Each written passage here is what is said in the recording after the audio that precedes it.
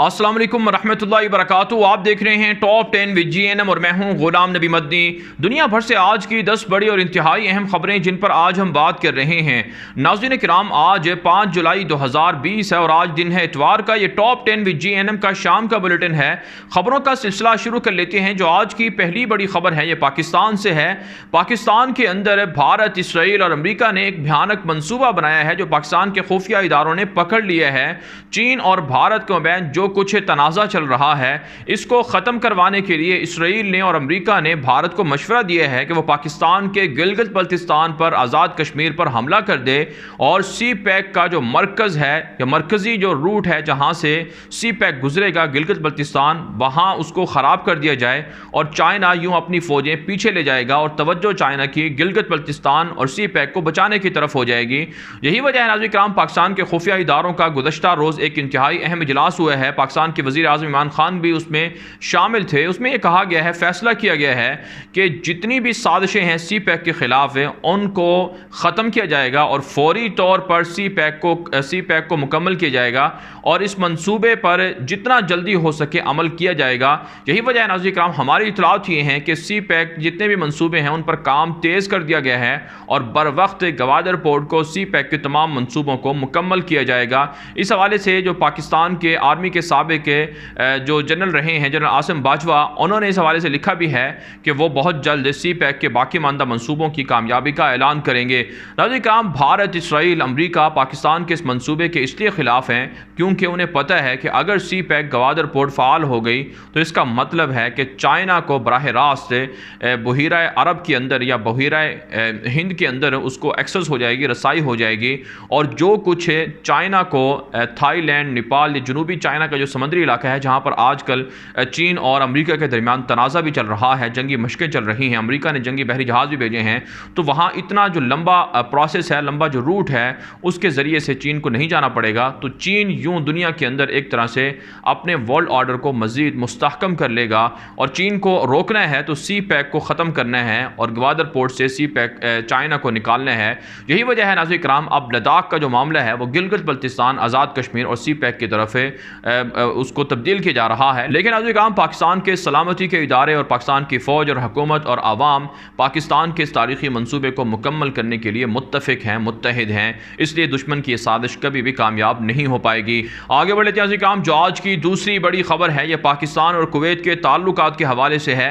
नाज़रीन किराम, भारत मशरिक़ वस्ता के अंदर तिब्बी जो अमला है उसे भेजता है जिसमें डॉक्टर्स होते हैं, नर्सेज होती हैं और मुत्तहिदा इमारात के अंदर, बहरीन के अंदर, कुवैत के अंदर जितने भी गल्फ़ ममालिक हैं इनमें अक्सरियत कहा जाता है कि वो इंडिया के डॉक्टर्स वगैरह की होती है।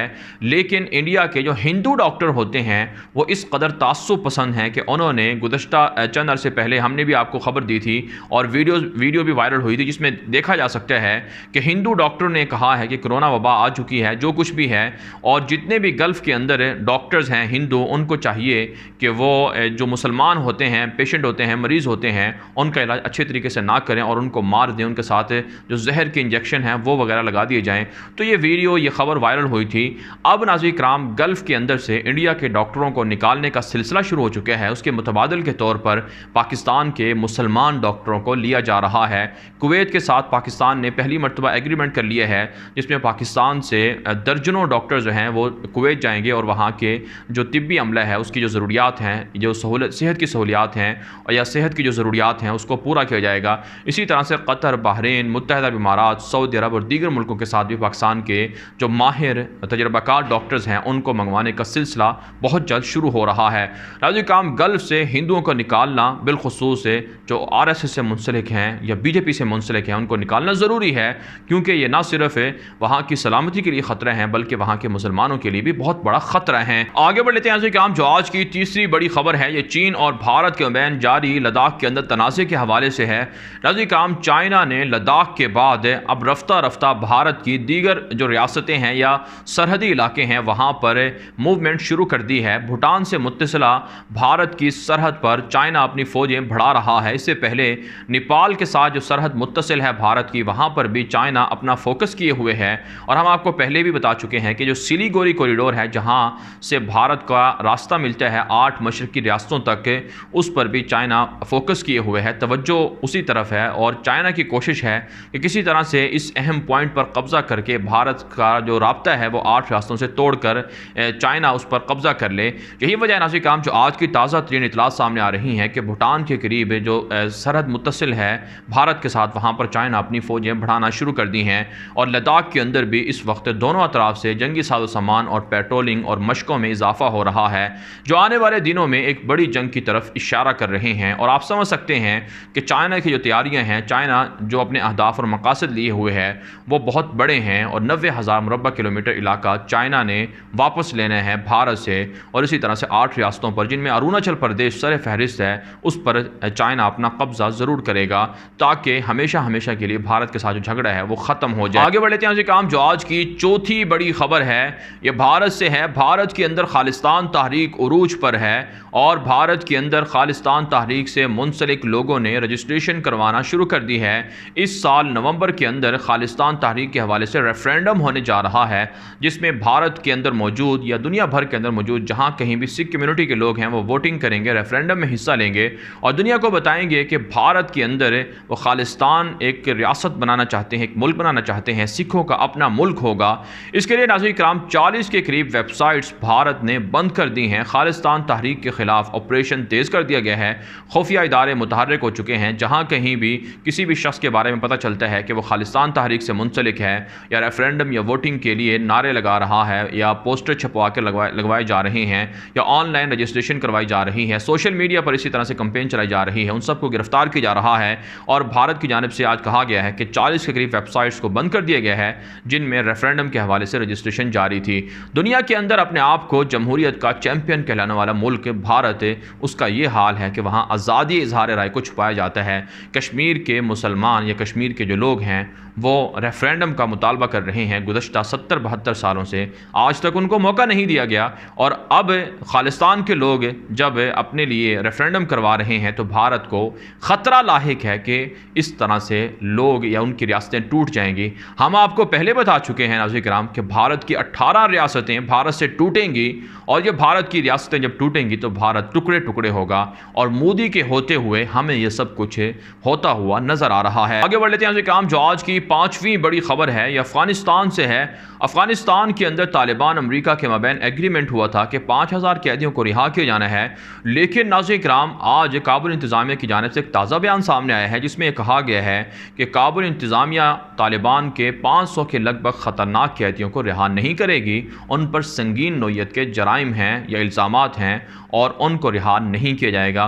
तालिबान ने प्रोपेगेंडे को मुस्तरद किया है और कहा है कि ये तालिबान के कैदी हैं, उन पर ऐसे भी इल्ज़ामात लगाए गए हैं जिसमें आप कह सकते हैं कि जो ख़वातीन की आबरू रेज़ी है उस हवाले तक के भी इल्ज़ामात लगाए गए हैं, फहाशी और यानियत के इल्ज़ामात लगाए गए हैं और दीगर गैर अखलाकी इल्ज़ामात भी हैं। तालिबान ने कहा कि ये उनके लोग हैं, उनके खिलाफ ऐसे घटिया इल्ज़ाम बेबुनियाद प्रोपेगेंडा है और तालिबान ने कहा है कि जब तक उनके कैदी मुकम्मल रिहा नहीं होंगे तब तक इंट्रा-अफ़गान मुज़ाकरात शुरू नहीं होंगे। इसके अलावा नाज़रीन किराम सुबह गौर के अंदर तालिबान ने आज काबुल इंतज़ामिया का जासूस ड्रोन तैयारा मार गिराया है और मुख्तलिफ दीगर कार्रवाइयों के अंदर तालिबान ने कम अज़ कम 13 के करीब काबुल इंतज़ामिया के फ़ौजी मार डाले हैं। पुलिस जो चीफ है उसे भी मारा गया है। गुज़श्ता रोज़ भी एक बड़ी कार्रवाई सामने आई थी जिसमें 18 टैंक तालिबान ने तबाह किए थे। मुख्तलिफ सूबों के अंदर तालिबान की गिरफ्त मजबूत हो रही है और साथ साथ तालिबान के सामने रोज़ाना की बुनियाद पर 30 से 40 के करीब लोग भी सरेंडर कर रहे हैं। आगे बढ़ लेते हैं काम जो आज की छठी बड़ी खबर है ये तुर्की से है। तुर्क सदर रजब तैयब एर्दोगान ने ऐलान किया है कि मशरिक़ वस्ता के अंदर जो साजिशें चल रही थीं उनको तुर्की ने ख़त्म कर दिया है।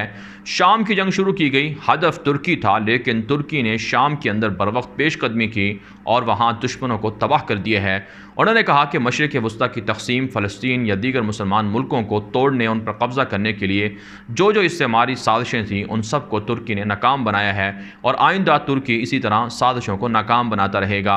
साथ साथ इतराज़ सामने आ रही हैं कि शाम के अंदर जो शामी महाजरीन की वापसी के लिए आर्जी तौर पर घर बनाए जा रहे हैं। तुर्की की जानिब से 1,20,000 से ज़ायद आर्जी पनागाहें या कह सकते हैं घर बनाए जा रहे हैं जिनमें से 10 से 15,000 के लगभग घर मुकम्मल हो गए हैं और सर्दी के मौसम आने से पहले पहले शामी महाजरीन के लिए इदलिब के अंदर ये खैमा बस्तियाँ आप कह सकते हैं या आर्जी पनागाहें कह सकते हैं वो बनाई जा रही हैं। और तुर्की की जानिब से लीबिया, शाम, यमन, इराक़ और दीगर मुसलमान मुल्कों की जो मसलूम मुसलमान हैं उनकी मदद की जा रही है, जो दुनिया भर के मुसलमानों के लिए तुर्की की जानिब से एक यकीनन वाकई काबिल फ़ख्र अमल है। लेते काम जो आज की 7वीं बड़ी खबर है ये इसराइल से है। अमरीका ने इसराइल की गैर कानूनी यहूदी बस्तियों को इसराइल में ज़म करने या फ़लस्तीनी इलाकों पर कब्ज़े के लिए जो इसराइल के अंदर साजिश इस वक्त चल रही है उस हवाले से 45 रोज़ की मोहलत मांगी है। 45 दिन के अंदर अमरीका की जानिब से फ़ैसला हाँ या ना में किया जाएगा कि इसराइल को या तो कहा जाएगा कि हाँ वो फ़लस्तीनी इलाकों में मौजूद गैर कानूनी यहूदी बस्तियों को इसराइल में ज़म कर सकता है या फिर उसे रोक दिया जाएगा। नाज़रीन किराम, दुनिया भर से इस मंसूबे के ख़िलाफ़ आवाज़ें बुलंद हो रही हैं और फ़लस्तीन के मुसलमानों ने भी जिहाद के नाम पर बैत करके इसराइल के ख़िलाफ़ लड़ने का ऐलान कर रखा है। अगर यहूदियों ने ये फ़लस्तीनी इलाकों में मौजूद गैर कानूनी यहूदी बस्तियों को इसराइल में ज़म किया तो इसका मतलब है फ़लस्तीन सारा का सारा इसराइल के यहूदियों के कब्ज़े में चला जाएगा और मस्जिद अक़सा से मुसलमान महरूम हो जाएंगे। इसलिए मुसलमानों को तैयार रहना चाहिए। अमरीका ने आर्जी तौर पर मामले को टाला है, लेकिन अमरीका इसराइल का ये मनसूबा ये ख्वाब ज़रूर पूरा करेगा ताकि ग्रेटर इसराइल बने और फिर यहूदियों का मसीहा दज्जाल आए, और जब दज्जाल आएगा तो ईसाई भी समझते हैं कि उनका मसीहा भी आ जाएगा। आगे बढ़ लेते हैं काम जो आज की 8वीं बड़ी खबर है ये इराक से है। इराक के अंदर अमरीका के सफारत खाने पर भी रॉकेट हमले हुए हैं आज।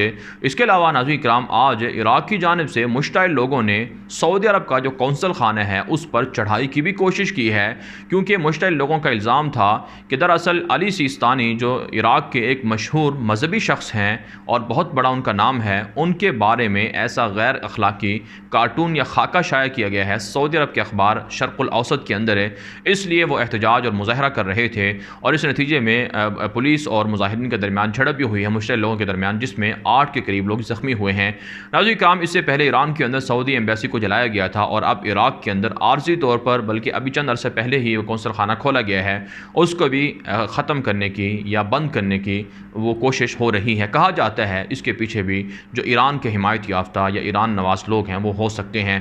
बहरहाल नाज़रीन किराम, अमरीका के ख़िलाफ़ इस वक्त हमले तेज़ हो चुके हैं। इराकी हुकूमत ने अमरीकियों को वार्निंग दी है कि वो जल्द से जल्द अपने मिशन को मुकम्मल करके यहाँ से निकल जाएँ, वरना उनके खिलाफ हमले होते रहेंगे। आगे बढ़ लेते हैं नाज़रीन किराम, जो आज की 9वीं बड़ी खबर है ये लीबिया से है। लीबिया के अंदर अलबुतिया का अड्डा है, फ़ौजी अड्डा है, जहाँ पर तुर्की का एयर डिफेंस सिस्टम भी था और वहाँ पर चंद अरसे पहले बागी हफ्तर से ये फ़ौजी अड्डा कब्ज़े में लिया गया था।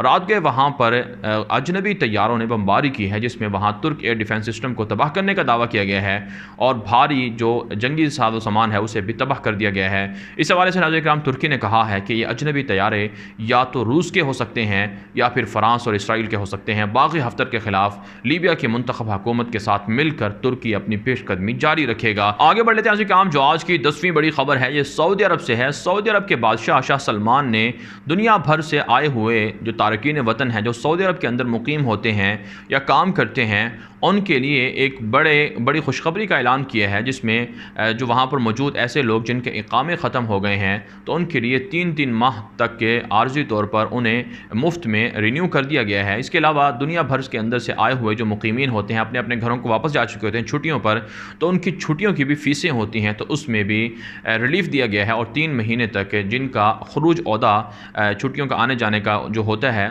उसको उसमें एक्सटेंशन कर दी गई है और वो फ्री में किया गया है। काम दुनिया भर से आए हुए गैर मुल्की जो तारकीन वतन हैं सऊदी अरब के अंदर, उनके मसाइल इस वक्त ज़्यादा बड़े हुए हैं क्योंकि उनकी जॉब्स ख़त्म हो चुकी हैं कोरोना की वजह से, लॉकडाउन की वजह से, और वो काफ़ी परेशानियों का सामना कर रहे हैं। बिलखुसूस पाकिस्तान से आए हुए जो लोग हैं सऊदी अरब के अंदर उनके मसाइल ज़्यादा हैं। हमें व्हाट्सएप पर ऐसे लोगों की जो वॉइस मैसेजेस हैं और इसी तरह से उनके पैगामात हैं आते रहते हैं कि हुकूमत पाकिस्तान उनके लिए कुछ ना कुछ करे। गल्फ़ के अंदर मौजूद बहुत से कैदी भी ऐसे हैं जिनको हुकूमत पाकिस्तान को चाहिए कि वो उनसे रब्ता करके उनको रिहा करवाए। बहरहाल नाज़रीन किराम, दुनिया भर से थी आज की 10 बड़ी खबरें। इन खबरों के हवाले से आपकी क्या राय है? अपनी राय कमेंट के जरिए से ज़रूर हम तक पहुँचाएँ। आज के लिए इतना ही इजाज़त दीजिए। अल्लाह हाफ़िज़।